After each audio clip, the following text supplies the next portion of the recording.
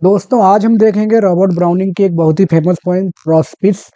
चलिए ये इटालियन शब्द है अपने आप में। और अगर इटालियन के हिसाब से इसका अगर प्रोनाउंसिएशन किया जाए तो इसको प्रोस्पिकी भी पढ़ा जाता है। जैसे आपने देखा होगा कि कुछ एक ब्रांड है इटालियन जिनको गुच्ची पढ़ते हैं, या जो एक नाम है जिसको हम लोग अपने हिसाब से बोकैसियो पढ़ते हैं, बट बोकैचियो कहा जाता है इसको इटालियन में। तो उसी हिसाब से अगर इटालियन में कहें तो प्रोस्पिकी है, बट इंग्लिश में इसको आप प्रोस्पिस पढ़ सकते हैं। और यही हमारे लिए पढ़ना बेहतर रहेगा। प्रोस्पिस इसका मतलब है लुक फॉरवर्ड, आगे देखना। तो एक्चुअली ये जो पोएम है जिसमें रॉबर्ट ब्राउनिंग देख रहे हैं आगे, कहाँ देख रहे हैं? Beyond life, beyond life. और किसकी तरफ देख रहे हैं? डेथ की तरफ देख रहे हैं कि आगे मौत कैसी है, क्या है, उसके बारे में इन्होंने किया है। पूरी की पूरी पोएम एक मेटाफर है, एक मेटाफर है। मेटाफर मतलब मौत का एक कंपैरिजन चलता रहता है, तमाम चीज़ों से वो कंपेयर करते हैं मौत को, और मौत को ही ग्लोरीफाई किया है। इसको उन्होंने कंपोज किया था 1864, और उसी समय ये पब्लिश की गई थी इन ड्रामेटिस पर्सना में। आफ्टर, जब उनकी पत्नी, इनका नाम था Elizabeth Barrett Browning, Elizabeth Barrett Browning की डेथ हो गई थी, तब उन्होंने इस पोएम को पब्लिश किया था। उनकी डेथ हुई थी 1861 में। 1861 में इनकी पत्नी की डेथ हो गई थी। और पोएम जो है वो पूरा चैलेंज है एक, और डेथ को ओपन चैलेंज है कि आओ और मेरा बिगाड़ के दिखाओ, तुम क्या बिगाड़ सकती हो। मौत जो कि अनिवार्य है, हर किसी की आती ही आती है, और इनविंसिबल है, अनअवॉइडेबल है, जिसको ना हम जीत सकते हैं और ना रोक सकते हैं। No doubt death is defeat, लेकिन ब्राउनिंग के हिसाब से ये एक अपॉर्चुनिटी भी है जो उनकी प्रेमिका को उनसे मिलवाएगी। आफ्टर डेथ वो उनसे मिलेंगे। थीम्स और भी कवर की गई हैं, जैसे life versus death, reunion of souls, courage, optimism, and और जो अक्सर वो अपने एक खासियत के लिए जाने जाते हैं रॉबर्ट ब्राउनिंग इंग्लिश लिटरेचर में, दैट इज ऑप्टिमिज्म, कि निराशावादी चीज़ों में भी वो आशाएं दिखा देते हैं। एक लैटिन वर्ड है, मैंने आपको बताया था, एंड लुक फॉरवर्ड इसका मतलब है। आगे देखते हैं। जो इसकी शुरुआत हो रही है, फियर डेथ, डायरेक्ट क्वेश्चन पूछ रहे हैं वो, तो आप समझिए दैट इज अपोस्ट्रॉफी। जो लिटरेरी डिवाइस होती है अपोस्ट्रॉफी, किसी को एड्रेस करना, डायरेक्ट किसी को एड्रेस कर देना, तो वो मौत को एड्रेस कर रहे हैं कि फियर डेथ, क्या मौत से मैं डरूं? Should I fear death, should I fear death, कि क्या मैं मौत से डरूं, या क्या मैं मौत से डरता हूं, है ना। एक क्वेश्चन से शुरुआत कर रहे हैं अपोस्ट्रॉफी से। To feel the fog in my throat. अब देखिए वो कह रहे हैं कि मैं मौत से, क्या मैं डरूं या मुझे डरना चाहिए? मैं मौत से बिल्कुल नहीं डरता हूं। क्यों नहीं डरता हूं? क्योंकि मैं चाहता हूं कि मौत है क्या, उसको एक्सपीरियंस करना चाहता हूं। I want to have every kind of experience with death. उसके लिए भी उन्हें क्या करना पड़ेगा? वो कह रहे हैं कि to feel the fog in my throat, कि मैं महसूस कर सकूं। फॉग का मतलब यहाँ पे होता है सफोकेशन।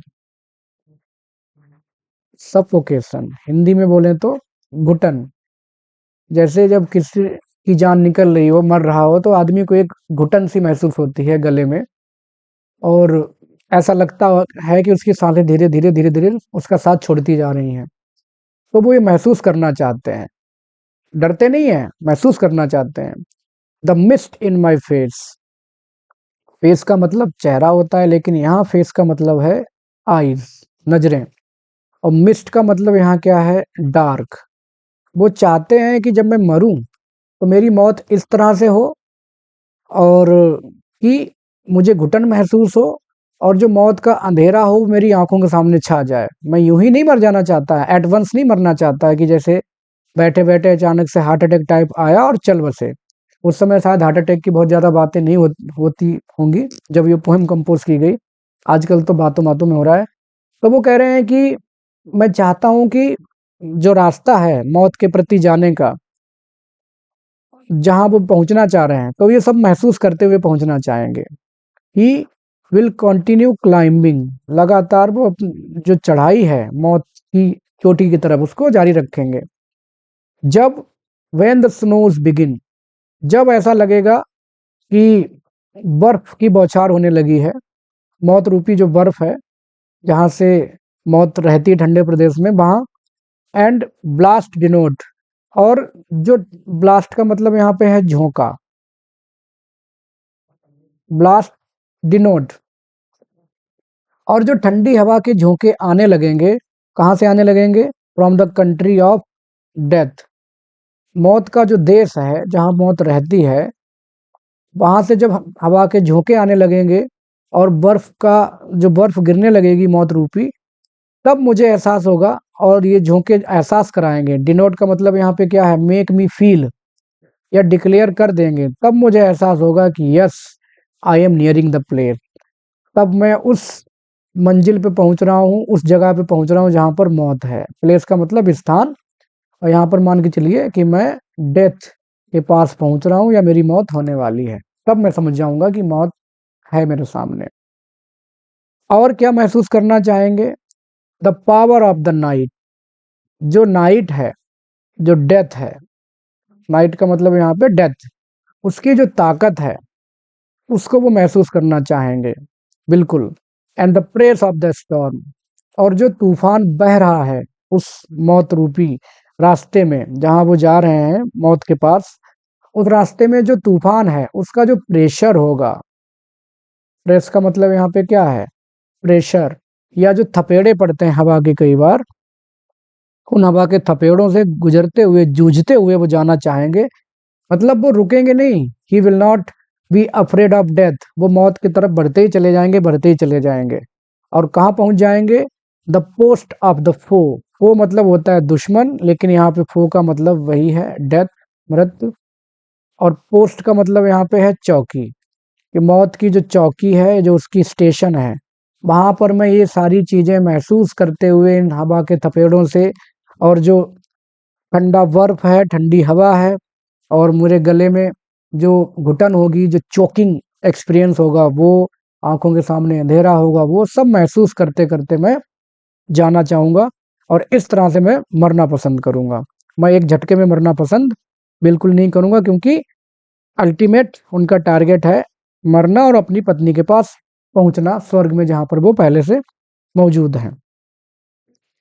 आगे वो ये भी कहते हैं कि जहां वेयर ही स्टैंड्स, ही मतलब डेथ, जहां मौत मुझे खड़ी हुई दिख जाएगी, the arch fear in visible form, arch fear का मतलब होता है जो चिर, आर्च का मतलब चिर प्रतिद्वंदी, जैसे भारत पाकिस्तान क्रिकेट में कहे जाते हैं, एकदम चिर प्रतिद्वंदी एक दूसरे के, जैसे रूस अमेरिका है, इस हिसाब से।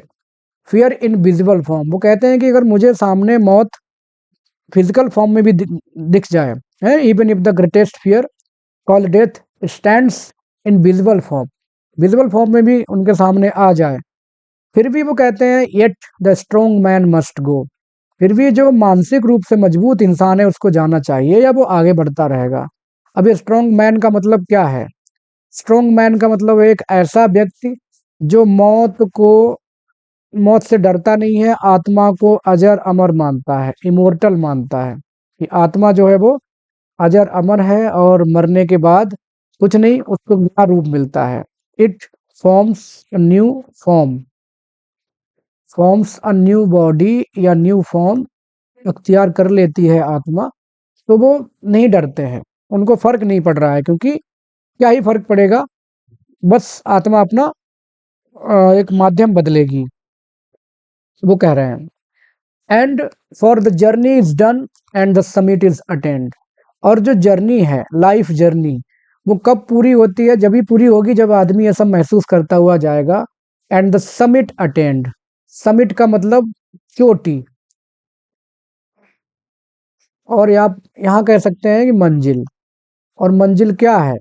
मौत, कि ये लाइफ जर्नी जब खत्म होगी तभी आदमी को वो मंजिल मिलेगी। अटेन का मतलब होता है प्राप्त करना।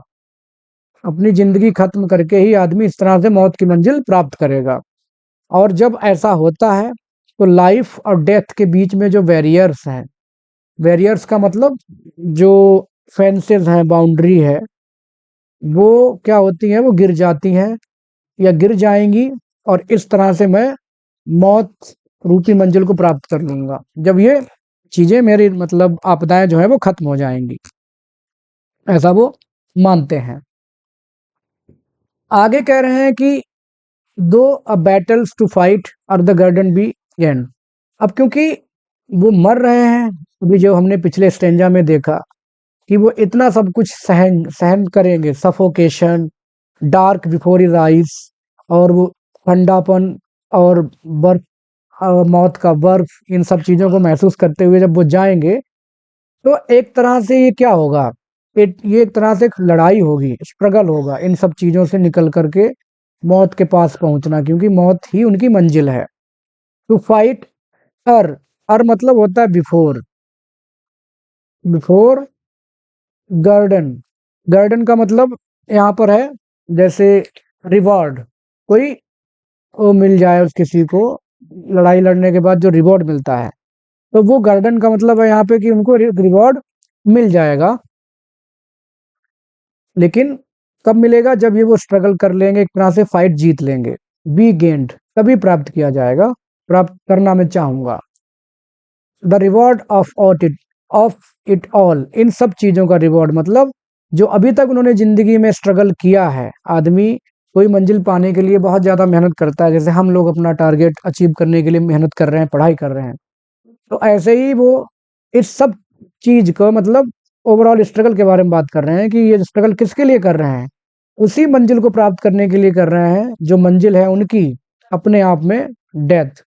इतना जीवन रूपी स्ट्रगल जब खत्म होगा तो उनको डेथ रूपी या रिवॉर्ड मिलेगा, that will be in the form of death, जो उनको चाहिए, he is glorifying death.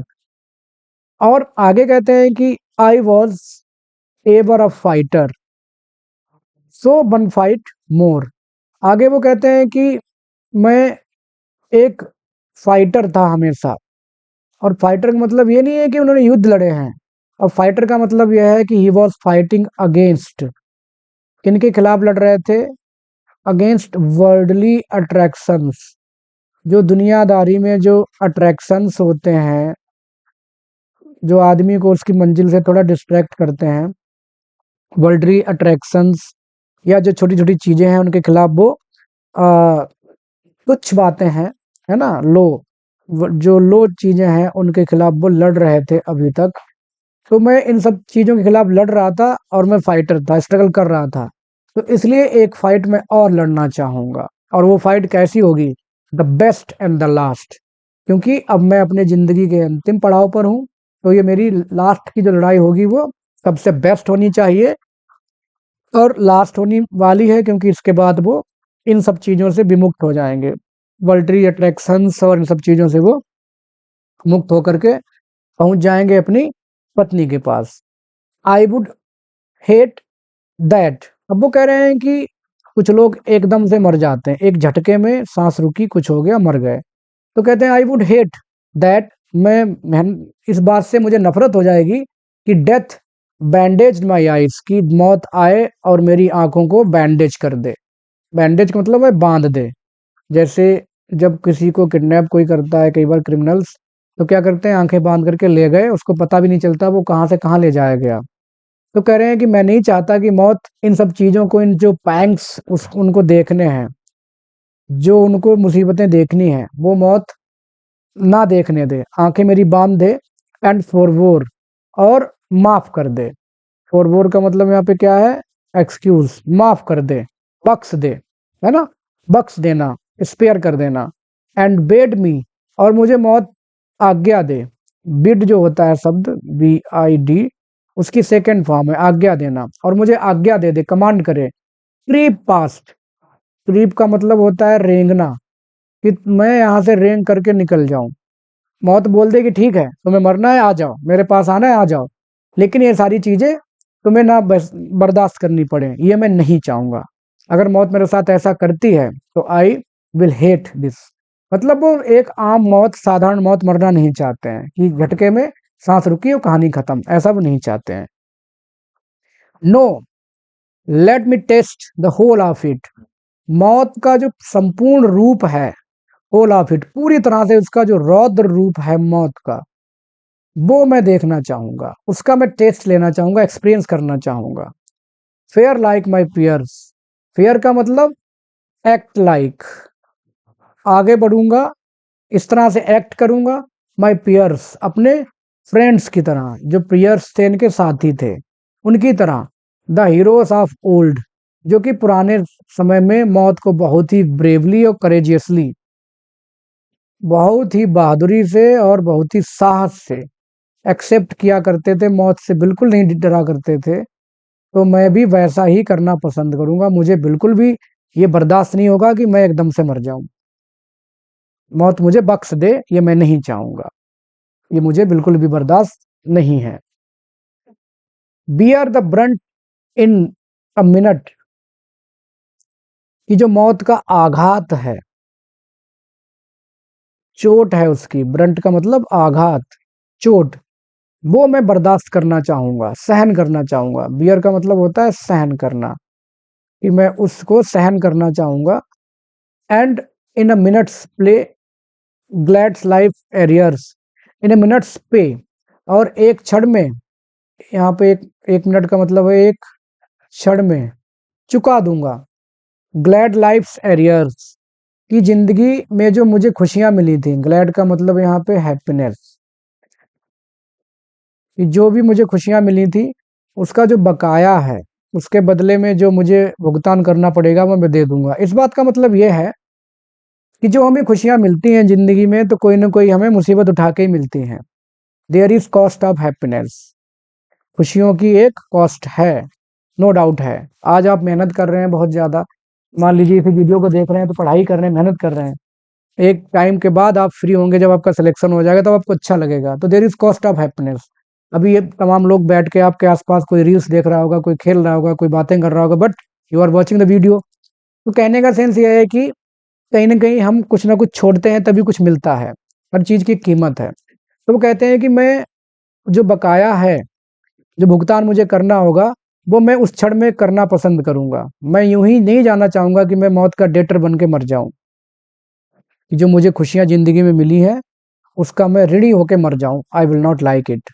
Of pain, दर्द का जो बकाया है ना, कि दर्द जो मैंने होंगे, चुकाने होंगे, जो कष्ट भुगतने होंगे, मैं भुगत लूंगा।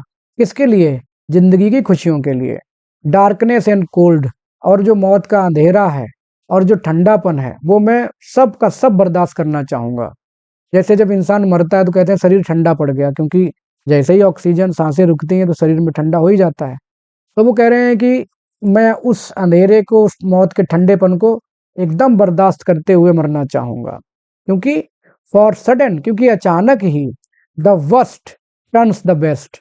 वर्स्ट का मतलब यहाँ पे क्या है? जो सबसे बेकार चीजें होती हैं, या जब आदमी डेथ बेड पर होता है, आदमी जब डेथ बेड पर होता है मरने से पहले, तो बहुत ज्यादा बुरा समय होता है उसका, द वर्स्ट, वही सबसे बुरा समय है। टर्न्स द बेस्ट, अचानक से एक ही मिनट में जैसे ही वो मर जाता है, तुरंत ही वो चीजें बहुत अच्छी हो जाती हैं, बेस्ट हो जाती हैं। टू द ब्रेव, बहादुर लोगों के लिए, जो बहादुर लोग हैं वो बहुत खुश होकर के उन मुसीबतों को सहते हैं, कि उनको पता है कि मरने के बाद उनको क्या मिलने वाला है? एक हेवनली ब्लिस मिलने वाला है। हेवनली ब्लिस, जो परम सुख है स्वर्गीय, वो उनको मिलेगा। And the black minutes at end, और एक ही मिनट में वो जो अंधेरा है, ब्लैक डार्क, वो खत्म हो जाता है जैसे ही सांसें रुक जाती हैं। As soon as breathing stops, इंसान की सांसें रुकती हैं, अंधेरा है वो एक मिनट में खत्म हो जाता है। एंड द एलिमेंट्स रेज, और मरने मरते वक्त जो नेचर की पावर्स हैं, नेचर की जो पावर्स हैं, और जो टॉर्चर्स हमें मिलते हैं गुस्से वाले, जैसे जो आदमी मर रहा है तो उसके अंदर एक बहुत ही बेचैनी सी होती है और बहुत कुछ, अगर आपने भी अपने परिवार में, रिश्तेदारी में, अपनी सोसाइटी में देखा होगा कि जब इंसान लास्ट टाइम पे मर रहा होता है डेथ बेड पर, तो वास्तव में बड़ा मुश्किल होता है उसको उस समय समझ पाना। वो बस वही समझ सकता है और कई बार वो एक्सप्रेस भी नहीं कर पाते।